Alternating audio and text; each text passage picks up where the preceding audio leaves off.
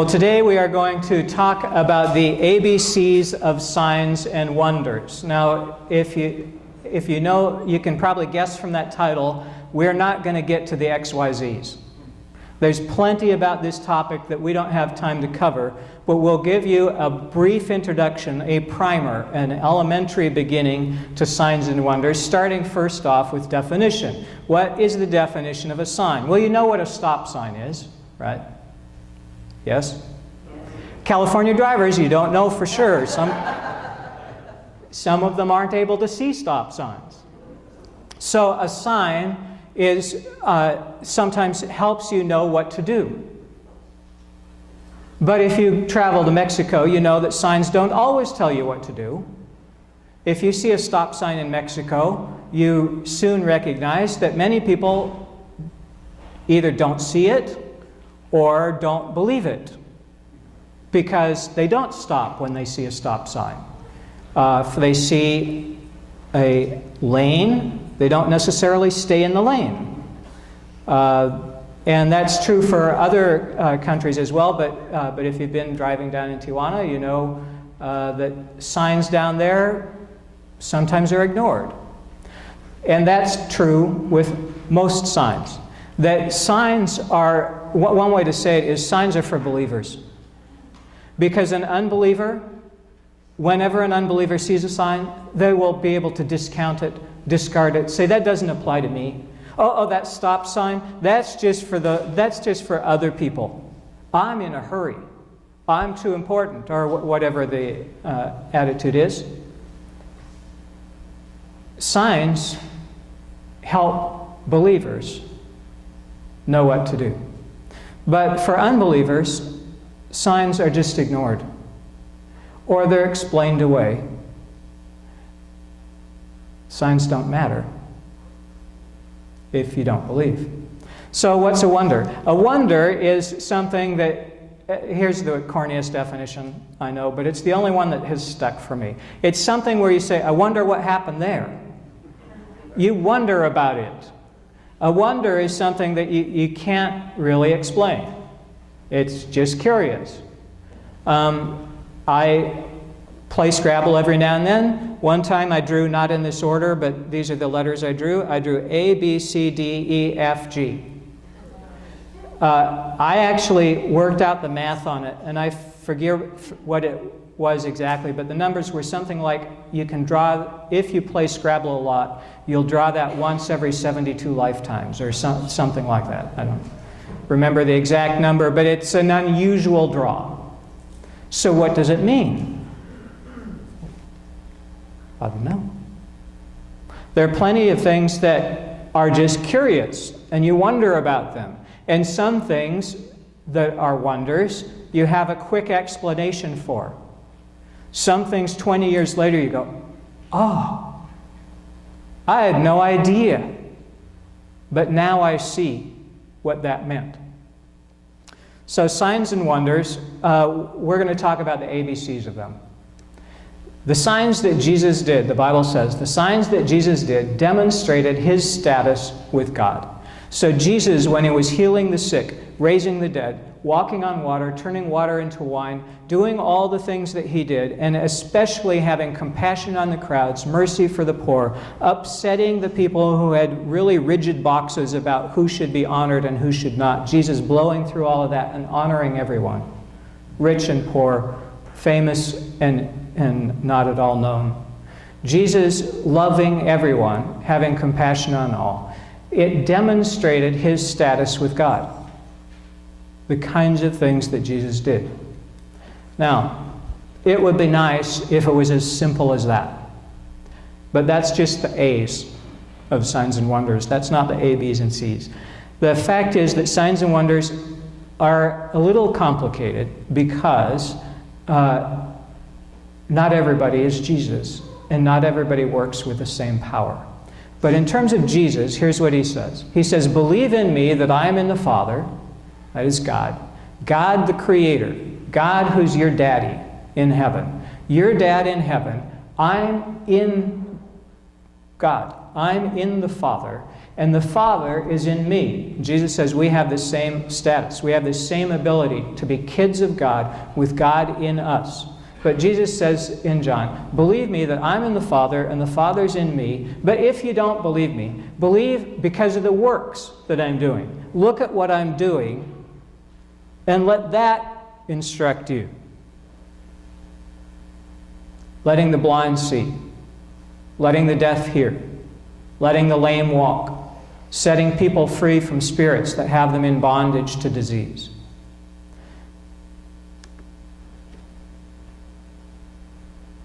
That's the one hand. The other hand that makes this all a little bit more complicated is that not everybody with power is good. Not every sign that you see that looks good is. There is deception in the world as well as truth. And sometimes the truth doesn't look especially compelling. Jesus dying on the cross doesn't look especially remarkably wonderful, but it is the way of salvation for all the world. There are signs that, just as the sign of the cross is disturbing, there are signs that look appealing but will lead you astray. So Jesus says this, when the days become close to the end, but if you study history, you know that this has been occurring a lot throughout history also. But Jesus says it's going to be more when the days are near their end, that false messiahs and false prophets are going to appear and produce great signs and omens. That you're going to have friends and neighbors who have never been religious. They've never recognized that God loves them. They've never had a relationship with Jesus. They've never asked the Holy Spirit to be present in their life so that they could get direction and help. But they will come to you with such great excitement because they have found someone who is doing all kinds of amazing things, and they've decided this is the real deal, and they'll be deceived. In the end times, Jesus says, people will appear doing such great signs and omens that it could maybe lead astray even the elect if they're not watching out. If you don't pay attention, Jesus says, you'll be able to be deceived by signs and wonders. So it would be nice if everybody doing signs and wonders was doing them through the power of God. So all you had to do was look for the signs and wonders and figure that that was God, but it's not that way. The signs and wonders that Jesus does do testify to him. Jesus says, you should be able to tell from my works who I am, but there are also people doing signs and wonders that don't have your best interest at heart, that aren't on your side, that are trying to work against you, even though they appear to be very friendly and very respectable. Appearances can be deceiving. So that's why this whole business of signs and wonders. So one Lutheran solution, this is not actually a Lutheran solution. This is a solution of some Lutheran people. So it's not what Martin Luther would teach. But some Lutheran people would say, oh, if I can't tell, I just won't have any of it. If there's some ice cream in the world that's poisoned, I'm never eating ice cream again. Well, just about every food type is poisoned at some place. If you're going to have that attitude, you're not going to be able to eat. But that is the attitude of many people. When people get that excited about God, they start just doing weird stuff.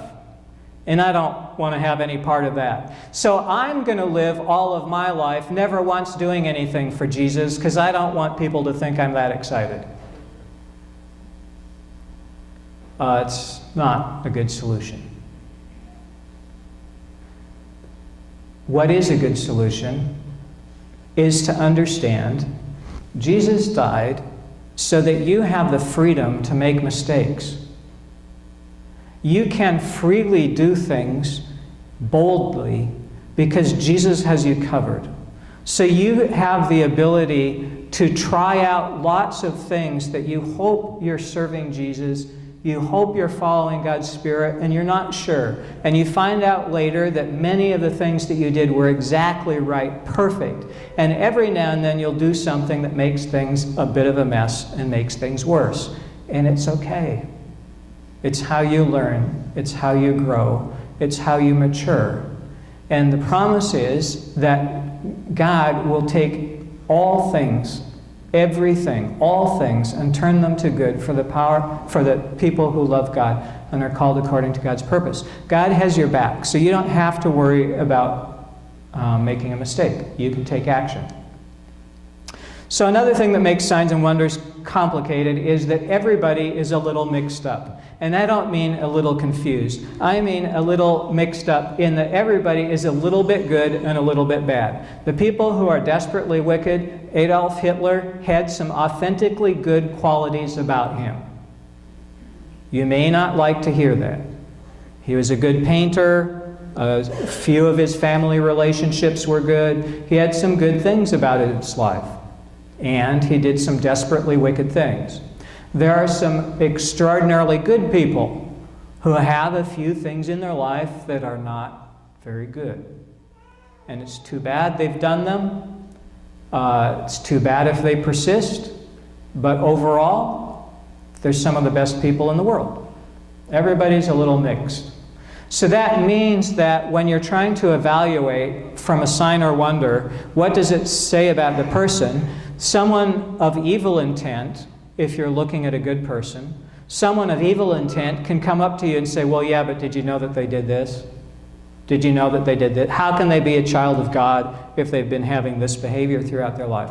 Well, they can be a child of God having that behavior because children of God are forgiven by Jesus. And it's better if we don't sin. But Jesus is the only one who didn't. So as you're trying to decide, based on signs, what should you do, who should you follow, what does it mean, it's complicated because appearances are not always accurate. But you can trust the Spirit of God within you. When you're at peace, that's a great sign because God gives you peace. And peace is one of the fruits of God's Spirit. Fruits of God's Spirit: love, joy, peace, patience, kindness, goodness, gentleness. As you're feeling some of these things, it's a good sign. It means that God is present. God is with you. God is in the situation. So God gives signs to help point the way unless you're demanding one. So one of the good, bad things about signs is if you're desperate for one, you're the least likely to get one. If you just say, God, show me what to do, occasionally God will do it. But if you're always in that whiny, demanding attitude, refusing to mature yourself, refusing to make a decision and fail so that you can grow up and mature, eventually God will just be kind of quiet and let you figure it out. Some people say, I'm not moving until I'm hearing from God. Yikes. That's a no exercise program is what that is. You'll be sitting there a long time. Most cases. God does respond to people who are doing their best and often in motion. And often the people who get signs are the people who aren't looking for them. Where God nudges them a different direction, encourages them to go see someone or to do something different. So here is Matthew chapter 16. Sadducees and Pharisees, in other words, leaders of the church, so the church council, maybe. Church council showed up and asked Jesus to show them a sign from heaven. Jesus says, when it's evening, you say it will be fair weather, for the sky is red. Now let me just tell you, if you've grown up in La Jolla, you don't have any idea what Jesus is talking about. Because here, no matter what the sky looks like, it doesn't have anything to do with the weather, which is pretty much the same from day to day. You probably won't believe me, but I'm going to tell you something true. In other parts of the country, you can look at the clouds and tell what they're going to do. In Ketchikan, where I grew up, you can look at the clouds and know if it's going to pour down buckets for 5 minutes or for 3 weeks, or if it's going to be a light mist or showers or scattered showers. In some Eskimo cultures, they have 34 words, I've told, for snow. In Ketchikan, we have about that many words for rain, because there are that many kinds of rain, and you can look at the clouds and tell exactly what's going to happen. So I came down here, looked at the clouds, knew what was going to happen, and I was wrong over and over and over again. Well, Jesus is speaking to a culture where they are able to look at the clouds and tell what's going to happen. And so he was speaking to these church leaders saying, you know how to interpret the weather. You're good at it. It comes naturally to you. But you're missing the bigger picture, the cosmic look. You should be able to look at the headlines of the world. You should be able to look at what's going on in the world and figure it out, just like you can look at the clouds and figure out the weather. But that's not true for you. You know how to interpret the appearance of the sky, but you can't interpret the signs of the times. So for Jesus, you should be able to look at, for instance, at Israel, at Washington, D.C., at whatever it is you're paying attention to. You should be able to look at the headlines of the day and be able to tell what kind of an era we're in. All of us should not have gotten caught in any way by the housing bubble and its collapse. We should have been able, all of us, to look at the signs of the times and interpret them. That's true not just for finances, that's true for all kinds of things. Jesus says, this is to the people asking for a sign. An evil and adulterous generation asks for a sign. But no sign will be given to it except the sign of Jonah. Jonah was a prophet who did not want to go proclaim that God was going to save a people if they repented. He knew that God would have mercy on them, and he didn't want to see it. He didn't like the people. Maybe you know someone like that, I don't know. Maybe you don't. God called Jonah, said, I need you to go to Nineveh and tell them they've got to change, or judgment's coming. Jonah fled, went the other direction. God had, in the story, a whale or a big fish. A big fish comes, swallows Jonah for 3 days, until Jonah finally says, okay.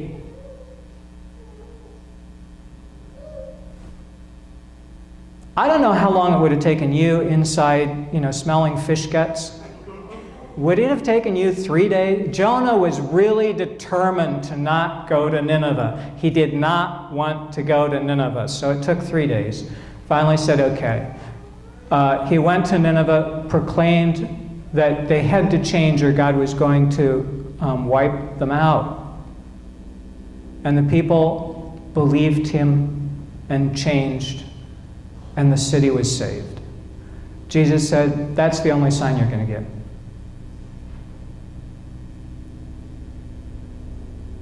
They wanted to see magic.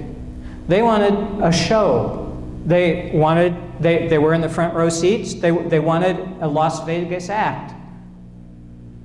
Jesus said, you're not going to get one. Just study about Jonah. Then he left them and went away. Now here's how this story works.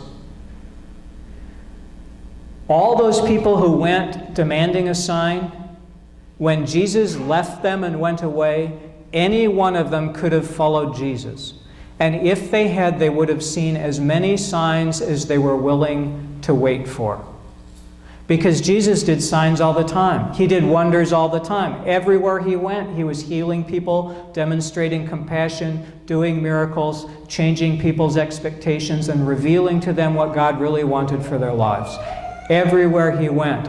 Any one of them could have followed Jesus and seen all the signs and wonders, but if they stayed with their group,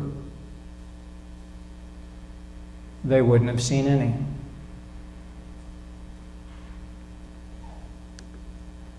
So here's what's prompting this whole conversation of the ABCs, and here's where we're ending. The ABCs of signs and wonders. It's a story from John. We're working our way through John, so if you want to keep up with us, we'll be in John 5 next week. There was a royal official whose son lay ill in Capernaum. He begged Jesus to come and heal his son, for his son was at the point of death. This is a dad who's desperate. He's come to Jesus because he's heard that Jesus is healing people. Nothing else has worked. His son is dying. Jesus says to the man, unless you see signs and wonders, you won't believe. And what's a sign? A sign is something that believers receive. Unbelievers ignore signs. They blow past them. Unless you see signs and wonders, you won't believe. If you get a response like this from Jesus, what you should do is persist. Sir, come down before my little boy dies.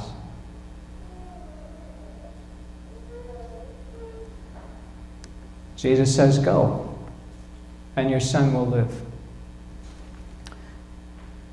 The dad at that point has a choice. He's gone there because he wants to drag Jesus to his son, because he knows that Jesus has been healing people, and if he just gets Jesus into the presence of his son, he knows that his son will be healed.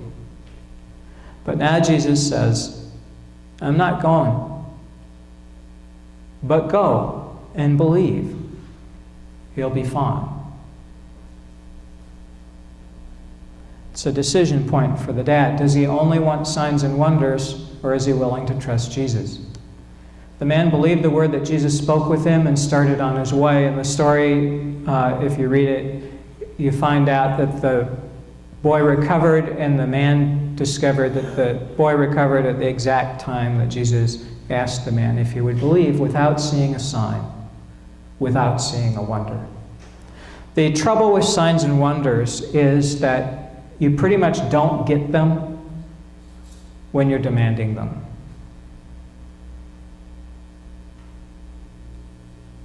We walk by faith, not by sight. If you want proof, it's something God's not very likely to. If the mountains aren't enough, and the oceans aren't enough, and the desert is not enough, and the chimpanzees and hippopotamuses and the butterflies and platypuses, and if all of the quarks, and from the very, very little to the massive solar systems, if that's not enough, what sign's going to be enough? We're going to take a moment for prayer.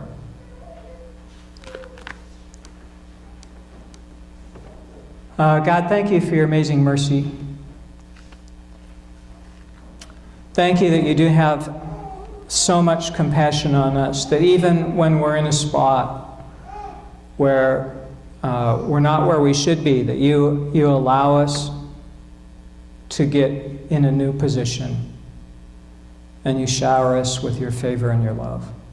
For the moms and the dads today who are grieving because of the state of their kids, we thank you for your mercy and ask that you help them to receive from Jesus the same favor as he gave to this desperate man. That you would heal their kids and let the parents rejoice. We thank you and we praise you. Amen. All right, by way of reminder, here's a 60-second reminder. 2 weeks ago, we had a deal about how to do a miracle in 4 easy steps. And some of you have already forgotten, which is kind of shocking to me because some of you desperately need a miracle. So maybe it's the title that you don't like because miracle is outside you. So it's the same steps if you want to have a great life. It's the same steps if you want to fulfill your life purpose and do exactly what God has called you to do. It's the same steps to get your heart's desire. It's the same steps for how to live your life. So whatever you put at the heading, here's how you should be living your life in 4 easy steps. Talk to God about what's up. What are you bugged about? What are you happy about? What are you going through? What's up? Do whatever God tells you to do. So that helps if you know how to hear God's voice.